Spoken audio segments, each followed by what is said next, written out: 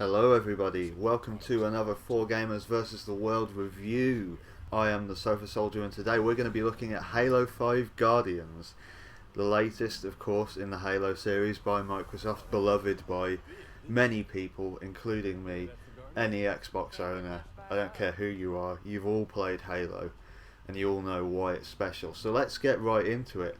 To be honest, I'm pleased to report that 343 Industries, of course, who now develop Halo, have really not disappointed with the latest installment. It's great. It's graphically absolutely stunning. You know, both the cutscenes and the in-engine gameplay all looks incredible. The character modeling's amazing. The motion capture is completely awesome. Some of the best cutscenes I've ever seen in a game. Like it's like immaculately polished to an absolute mirror sheen, and it looks incredible. All runs at 1080p, 60 frames a second, and it does look great. It truly feels like the next generation of Halo now, and a massive leap forward, even from the Master Chief Collection, which did an admirable job of upscaling and redoing the classic Halo 2 campaign and multiplayer with next generation graphics. It looks like a step above even that. Really kind of distinguishes itself as its own thing, and it looks absolutely incredible. It's a huge leap forward, and you can definitely tell that it's next gen Halo now. It's the kind of the sci-fi world you've always wanted to see from Halo. It really benefits also from being a very pure, stripped back and streamlined Halo experience, much more like classic Halo than some of the later games in the series, like Reach, for example. It's an experience that, you know, both old fans and new fans will enjoy and can jump into and feel comfortable with fairly easily. The soundtrack and the audio design in general, the sound design is just beautiful, and it's crisp and sounds amazing as always. The Halo soundtrack has always been so iconic, and it's so well composed, so deep and so special to so many people. You think it's really hard to top, but 343 have completely nailed it again this time. They did an amazing job with Halo 4's soundtrack, and they've done it again with 5. Also, really awesome art direction, and the diversity in level design really encourages you to explore and find all the secrets, like the skull modifiers, all of the intel, and you can find like hidden flanking routes to get round enemies. It's much more of a sandbox than previous Halos. You've got a lot more options in how you get around the level. There's a huge amount of diversity, like I said, when you go from like the Forerunner machine worlds, where it's all these kind of self-constructing alien machine artifacts powered by artificial intelligence, and then you go to a planet like Sankelios, the planet of the elites, where the Arbiter is waging a civil war with the Covenant, and it's this very kind of desolate but beautiful kind of tribal feel with lots of huge crevasses, a desert landscape with oasis and waterfalls as well in there as well, to make it look really nice. And there's so many different environments in there that are really awesome, and you can tell they put a lot of time and effort into it. Surprisingly, I haven't actually encountered one crash or serious bug in my entire campaign playthrough, or the hours upon hours of multiplayer that I've clocked, which is surprising because nearly all games, even perfect games, have their bugs. Spartans now benefit from the added mobility of a thruster pack built into the suit, which can be used both offensively and defensively, powering up your sprinting melee into a shoulder charge. You can boost out of the way of incoming fire. It can hold you briefly mid-air, so you can line up a headshot, and also it can propel you towards enemies below from like an elevated height for like a ground pound smash that will kill enemies in one hit, and that's incredibly satisfying to do both in the campaign and in multiplayer. It's absolutely hilarious. to catch multiple people with it. All Spartans can now aim down sights on all weapons for extra precision. I know it doesn't sound like a huge leap forward, but for anybody who's played classic Halo, you basically hip-fired everything. And people were very precious about the fact that there was no aim down sights. It took a lot of skill. You had to work on your technique a lot to be very good at Halo. But they've added it now, and you can aim down sights for extra precision. The penalty, of course, is that it comes at the cost of your mobility, so you can't run as fast. And obviously your situational awareness is taken away because you can't see your mini-map or outside of your main field of view. Plus, if enemies shoot you and hit you while you're zoomed in, it'll automatically zoom you back out. So you can't just sit there, absorb hits and snipe people like you can on Call of Duty or something. You can't do that on Halo. Likewise, your shields don't recharge whilst the player is sprinting, so it forces you to approach engagements tactically. If you continue running, you'll still be weak if you've taken damage, and people can pick you off easily. So it forces you to play more like classic Halo. As for the campaign, Halo 5's campaign picks up in the aftermath of 4's, obviously. Master Chief has reunited with his original unit, Blue Team, and is searching for what's become of Cortana, leading him ultimately to disobey direct orders. Fireteam Osiris, meanwhile, commanded by Jameson Locke, the character who was in the Halo Nightfall TV series, he's dispatched with his team to ascertain their fate, inevitably to bring them in, and ends up getting caught and drawn into this massive galaxy-spanning conflict that could decide the fate of human history and that of all sentient life. You know, sound familiar? Like, classic Halo. Voice acting's solid, and of course the animation and performances in mocap are really, really good. But despite all the glitz, I was left with a bit of a sour taste in my mouth after the campaign, considering how good some of the older ones have been. Out of the 15 story missions, you only play as Master Chief for 3 of them.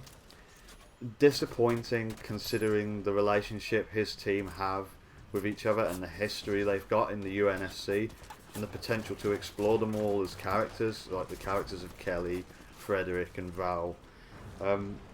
This would be more forgivable if Fireteam Osiris, which are Locke's team, were more memorable. Locke feels like a generic commanding leader, barking out orders left and right, without any real depth or backstory of his own that's explored at all. Tanaka and Vale, the other members, feel the same. The only saving grace to that team is the humanity and the humour that Nathan Fillion of Firefly fame brings to the character of Spartan Buck. So yeah, Nathan Fillion's the only good bit about that team. The rest of them are pretty forgettable, to be honest. In terms of campaign gameplay, the ability to issue squad commands on the D-pad is useful and a welcome addition. For example, you can ask your team to focus fire on one particularly tough enemy, so you can draw his fire away from you and find a flanking route around. It's a really welcome addition, as is the revive mechanic, which allows you to get back on your feet and into the fight, provided a squad mate picks you up, and also you can revive your squad mates as they go down. However, squad AI can be pretty moronic at times, especially when you're playing on higher difficulties like heroic or legendary like I did. The AI can sometimes run directly into the line of fire one after another to try and save you, and end up getting blown up or massacred by enemies whilst you're sitting there pretty helplessly. Ultimately, the campaign feels like it leaves too many unanswered questions, both in the setup of the story and its conclusion. As the second chapter in a new trilogy, the Reclaimer trilogy, one can only hope that the final part ties everything up a bit better. So from that, we'll move on to the multiplayer. Now this is where Halo 5 absolutely excels tremendously. It knocks it way out of the park and sets a standard that so many other shooters just can't even hope to reach. and they've done a hell of a job 343 on this. It's fast paced, it's fun, it's accessible, yet it's notoriously difficult to master. It's become competitive so fast, just like old classic Halo did, that you can tell it's here to stay. It's the best Halo multiplayer since Halo 3, I'm not kidding, and it's arguably the best console exclusive multiplayer game out there. I can't think of any other exclusive game for any other console with multiplayer that can even come close to it. You can customise your Spartan with unique service tags, armour, helmets, visors, weapon skins. You earn all of these through in-game currency, requisition points, which you gain from every match and use to purchase booster packs. The booster packs rewards vary from vehicles and weapons for use in the new Warzone game type, to XP boosts and emblems, etc, etc. Even different poses and assassination animations in the game are available. It's insane the amount of customization they've put in there. And yes, before you ask, you can buy requisition points and booster packs with real money, but you don't need to, and it's not a grind like in so many other games. You win a few games and you've got enough requisition points to buy like a silver booster pack where you're guaranteed 2 rare or legendary cards and a bunch of uncommons and commons, and each of those can be really cool and useful unlocks. I haven't spent a single penny on this game since I've got it, and I'm absolutely loving it. More on that later. Warzone is completely separate to classic 4v4 arena multiplayer. It's an entirely new mode. Warzone is huge.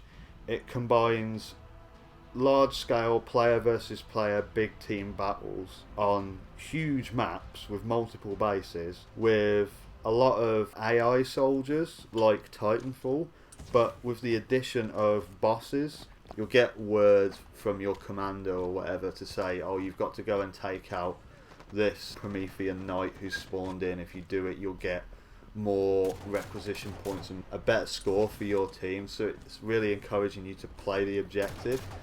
It's really good fun, particularly when you take into account how the requisition system works, how you've used those points, what those cards that you bought are for.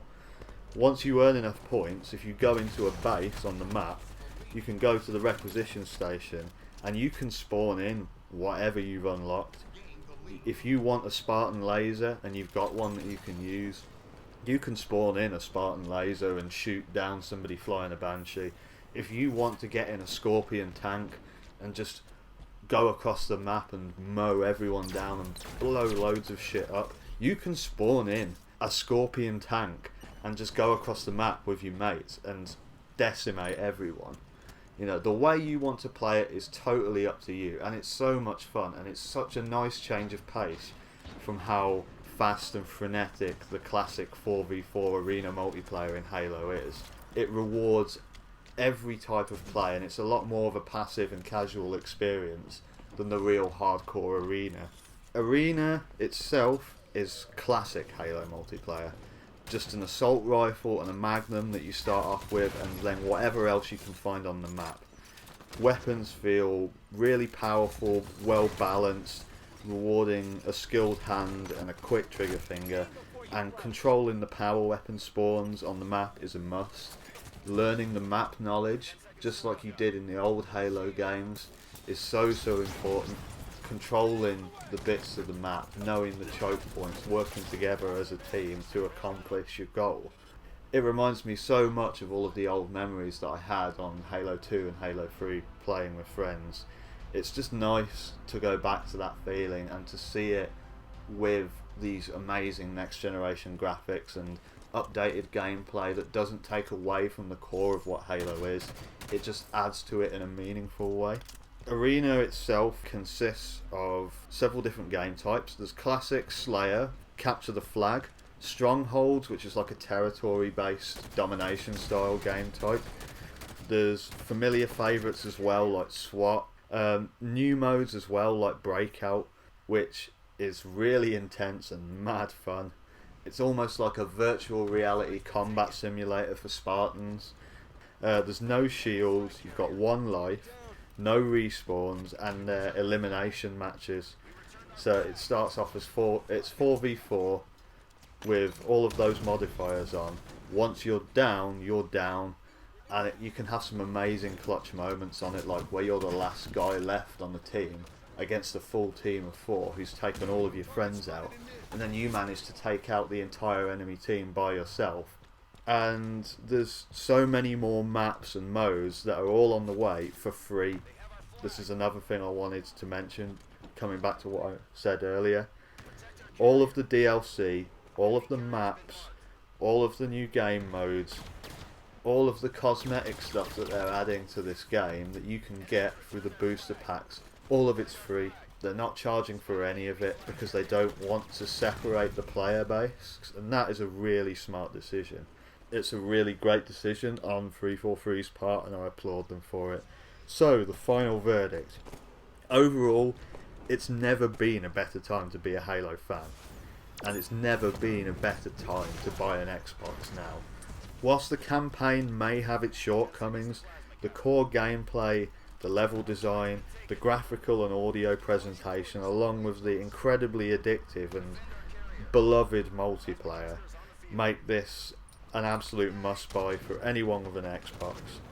Halo remains, to this day, the king of console shooters, and will continue to do so for as long as they support this title. I've been the Sofa Soldier. This has been the review for Halo 5 Guardians on 4Gamers vs the World. Feel free to leave a comment, throw up a like, subscribe, let us know what you think. Let me know if you want to see some more Halo. And I'll see you in the next one.